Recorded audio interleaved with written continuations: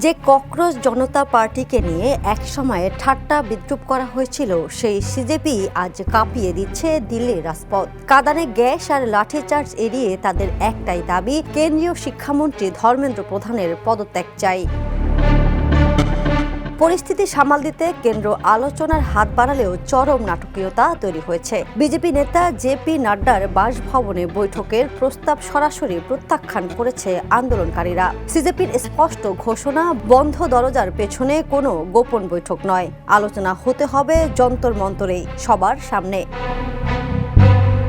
৭০ জনেরও বেশি গ্রেপ্তার, ইন্টারনেট বন্ধ, তবুও পিছু হচ্ছে না তরুণ প্রজন্ম। সোনম ওয়াংচুকের অনশন আন্দোলনকে দিয়েছে নতুন শক্তি। অন্যদিকে জ্যোতি মিশ্রর মতো সাংবাদিকদের ঘিরে বিতর্ক ও সংসদের ভেতরে বিরোধীদের হট্টগোলে ব্যাকফুটে কেন্দ্র।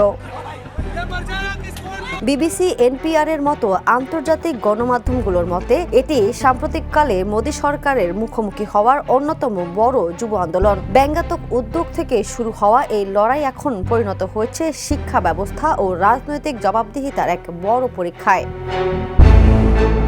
আন্তর্জাতিক ডেস্ক, দ্য নিউজ।